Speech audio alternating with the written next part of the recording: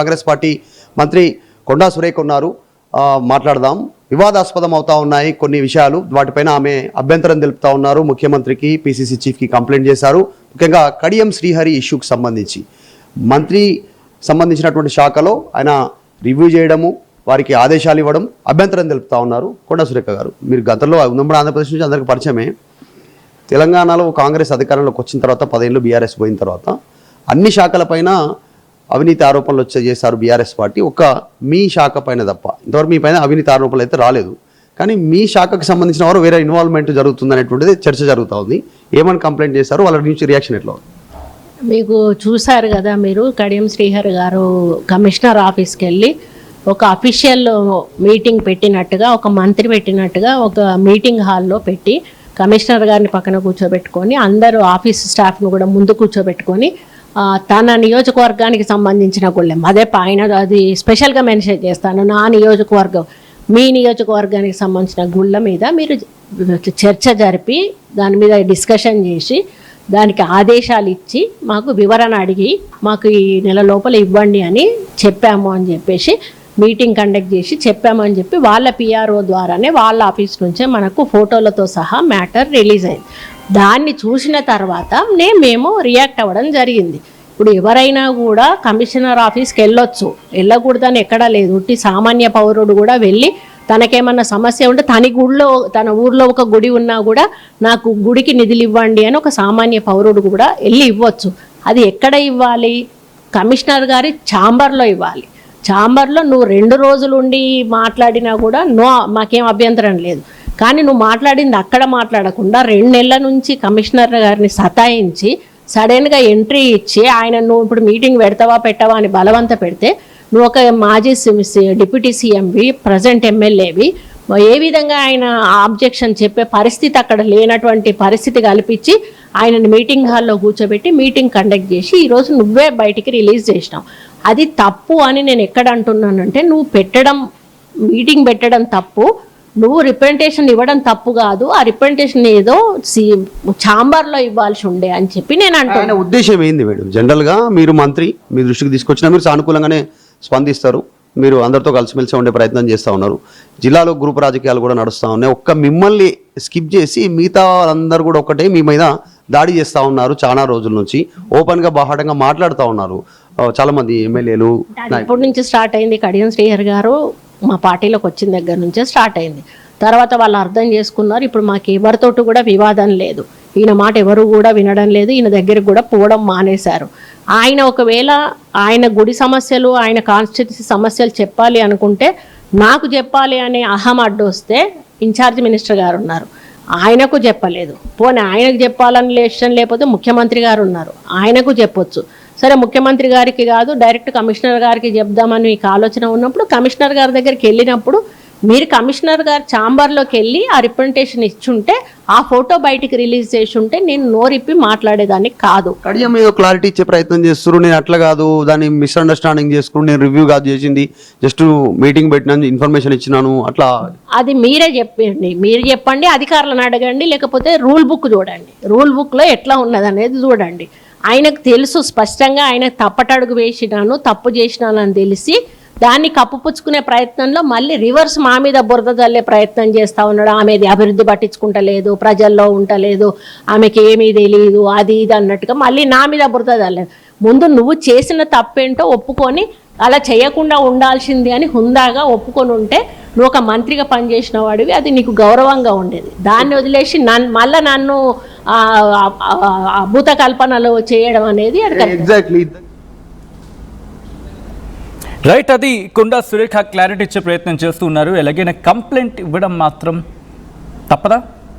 Clarity తీసుకునే ప్రయత్నం చేద్దాం. మా ప్రతినిధి శ్రీధర్ అప్డేట్స్ అందించేందుకు సిద్ధంగా ఉన్నారు. శ్రీధర్, ఇటు కొండా వర్సెస్ కడియం వ్యవహారం ఇటు కాంగ్రెస్కి సంబంధించి తెలంగాణ కాంగ్రెస్కి ఏ మేరకు తలనొప్పిగా మారింది, అండ్ ఇప్పుడు ఇష్యూని కామ్ డౌన్ చేసేందుకు రాష్ట్ర నాయకత్వం ఎటువంటి చర్యలకు దిగింది, ఏమైనా కామ్ డౌన్ అయ్యే అవకాశం ఉందా?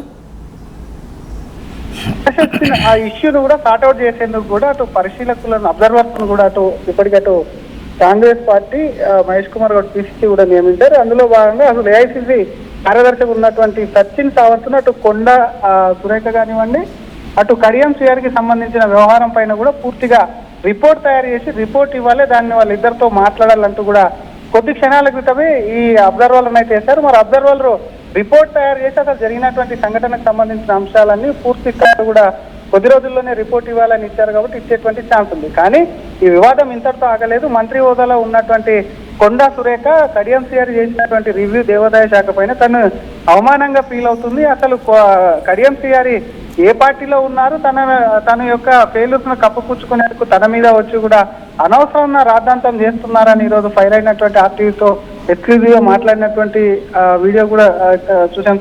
మరొక పక్క ఇదే కాకుండా కొండకు సంబంధించి గతంలో నుంచి కూడా అక్కడ ఉన్నటువంటి వరంగల్లో ఉన్నటువంటి నాయన్ని రాజేందర్ గారు ఇతర ఎమ్మెల్యేలు కూడా కొంత గ్యాప్ ఉంది. ఆ తర్వాత పార్టీలో ఉన్నటువంటి ఎమ్మెల్యేలు కాకుండా పార్టీ మారి వచ్చినటువంటి పార్టీ ఫిరాయింపులో ఉన్నటువంటి కడియం శ్రీహరితో కూడా ముందు నుంచి ఇతర పార్టీలో ఉన్నప్పటి నుంచి కొంత గ్యాప్ ఉంది. ఆ గ్యాప్ ను కూడా సరిదిద్దేటువంటి క్రమంలో ఎప్పుడైతే కడియం దేవాదాయ శాఖకి వెళ్ళి అధికారులకు సంబంధించినటువంటి అది కూడా ఆయన నియోజకవర్గానికి సంబంధించిన అంశాన్ని కూడా రివ్యూ చేసినప్పుడు ఒక శాఖ వెళ్ళి ఏ విధంగా మంత్రులు లేనప్పుడు రివ్యూ చేస్తారో అధికారులకు సంబంధించి గతంలో ఇటు కడియం శ్రీహరి కూడా మంత్రిగా చేశారు కాబట్టి వాళ్ళ అధికారులు కొంత బెదిరింపులకు గురై కూడా ఈయనకు సంబంధించి కూడా రివ్యూ చేయించుకున్నారు కాబట్టి తనను ఖచ్చితంగా కూడా ఇది అవమానించడం, ఈ పార్టీ వ్యవహారాల దృష్టి కూడా తీసుకెళ్తాననడం కాకుండా ఇప్పటికీ ఏఐసీసీకి కానివ్వండి పీసీసీకి అటు ముఖ్యమంత్రికి కూడా లేఖ రాసింది. పీసీసీ వద్దకు వెళ్ళి నేరే కూడా తను కంప్లైంట్ కాపీని కూడా పీసీసీకి ఇచ్చింది. అంతేకాకుండా 14వ తేదీన కూడా ఏఐసీసీ ఇన్ఛార్జిగా ఉన్న తెలంగాణ ఇన్ఛార్జ్ మీనాక్షి నటరాజన్ సైతం ఫిర్యాదు చేస్తానంటూ కూడా కొండ పట్టుబట్టడంతో ఈ కొండ కడియం వ్యవహారానికి కూడా పార్టీ పులి స్టాప్ పెట్టకపోతే డెఫినెట్ గా కూడా పార్టీకి నష్టం చేకూరుతుంది. కేవలం కొండా వ్యవహారం కాదు, ఇతర నియోజకవర్గాలకు సంబంధించిన వ్యవహారాలు సైతం గాంధీ భవన్ మెట్ల వద్ద వచ్చి ధర్నాలు చేయడం ఇదంతా ఏదైతే ఉందో కొంత పార్టీకి కాంగ్రెస్ ఇక్కడ ఉన్నటువంటి కాంగ్రెస్ నాయకులకు తలనొప్పి గారు దీనికోసం కూడా అబ్జర్వర్లను నియమించాలి. డెఫినెట్ గా పూర్తి స్థాయిలో దాని మీద విచారణ చేపట్టి ఎవరిది అసలు కొండా సురేఖ అంశంలో ఎవరిది మిస్టేక్ ఉంది, అసలు కడియం అక్కడికి వెళ్ళారా లేదంటే కడియం వెళ్ళిన తర్వాత అధికారులు ఏ విధంగా వ్యవహరించారని ప్రభుత్వ పరంగా కూడా కొంత ఆరాధించే అవకాశం ఉంది. కానీ ఇక్కడ ఒక క్వశ్చన్ అయితే ఈజీగా రేస్ అయ్యే అవకాశాలు ఉంటాయి. ఎందుకంటే మొన్న జరిగినటువంటి పార్టీ ఫిరాయింపుల వ్యవహారంలో స్పీకరు కడియం శ్రీహరి పార్టీ మారడానికి కూడా ఎటువంటి రుజువు లేదని ఉన్నటువంటి దాన్ని కొట్టేశారు కాబట్టి ప్రస్తుతం ఉన్నటువంటి కడియం ఒకవైపు కాంగ్రెస్ లో ఉన్నాడని చెప్పి టెక్నికల్ గా రుజువు లేనప్పటికీ కూడా మరి ఇద్దరు నేతలకు సంబంధించి మరి సచిన్ సావంత్ ఏ విధమైనటువంటి రిపోర్ట్ తయారు చేస్తారు. ఎందుకంటే కొండా ఫ్యామిలీ ఎప్పటి నుంచో కాంగ్రెస్ లో ఉంది. తను వరంగల్లో మంచి పట్టున్నటువంటి కొండ ఇతర పార్టీలో ఉన్నప్పుడు కడియం సైతం కూడా వరంగల్ జిల్లాను కూడా కొంత ప్రభావం చూపినటువంటి నేతలు ఉన్నారు కాబట్టి డెఫినెట్ గా దానికి పులి స్టాప్ చెప్పకపోతే ఆ జిల్లాలో కాంగ్రెస్ కు మంచి కాబట్టి కాంగ్రెస్ లో మరిన్ని కాబట్టి డెఫినెట్ గా వీలైనంత తొందరగా వాళ్ళ నుంచి రిపోర్ట్ తెప్పించుకొని దీనికి ఒక పులి స్టాప్ బలికి ఎటువంటి ఛాన్స్ ఉంది. గతంలో కూడా చూసాం కామారెడ్డి ఇష్యూకి సంబంధించినప్పుడు కూడా అటు షబీర్ అలీకి కానివ్వండి అక్కడ ఉన్నటువంటి మరో నేతకి ఇద్దరి మధ్య కూడా వివాదం ముదిరింది. దాన్ని క్రమశిక్షణ కమిటీకి వచ్చింది. ఇద్దరిని కూర్చోబెట్టిన నేతల మధ్య ఉన్నటువంటి వివాదం ఏదైతే ఉందో దాన్ని పరిష్కరించారా, సమస్యలకు సంబంధించి ఇద్దరిని ఒకరికొకరు కూడా అలింగనం చేసుకునే విధానం కూడా అక్కడ క్రమశిక్షణ కమిటీ చైర్మన్ గా ఉన్నటువంటి మల్లురావు ఆధ్వర్యంలో ఇక్కడ కూడా వచ్చినటువంటి సమస్య ఏంది, ఇద్దరు నేతలకు ఉన్నటువంటి ఇష్యూ ఏందన్న దాన్ని సార్ట్అవుట్ చేయడం కాకుండా పూర్తి స్థాయి రిపోర్ట్ ఇచ్చి వాళ్ళతో కూడా కొత్త వారి ఇద్దరి మధ్య సయోధ్య గుర్తొచ్చేటువంటి అవకాశాలు అయితే ఉన్నాయని చెప్పొచ్చు. Right Sridhar, thanks for the update. మొత్తంగా అయితే మాత్రం కాంగ్రెస్లో కడియం వర్సెస్ కొండా వివాదం చినికి గాలివానిగా మారుతోంది. అండ్ ఇప్పుడు కొండా సురేఖ ఇటు మీనాక్షి నటరాజన్ను కలిసి కంప్లైంట్ చేస్తాను అనేంత వరకు వెళ్ళిపోయింది. ఏం జరుగుతుంది? కాంగ్రెస్లో ముదురుతోంది వరంగల్ రాజకీయం. కడియం శ్రీహరిపై కొండా సురేఖ సంచలన వ్యాఖ్యలు చేశారు. కడియం శ్రీహరి దమ్ముంటే మంత్రి పదవి తెచ్చుకోవాలంటూ సవాల్ చేస్తున్నారు. ఆమె ఎమ్మెల్యేగా చేత కాకపోతే రాజీనామా చేసి ఇంట్లో ఉండిపోండి అంటున్నారు కొండా. కడియం వచ్చాకే కాంగ్రెస్లో వివాదాలు మొదలయ్యాయంటున్నారు కొండా. కడియంకి 72 ఏళ్లైనా బుద్ధి మాత్రం మారలేదంటున్నారు ఆమె.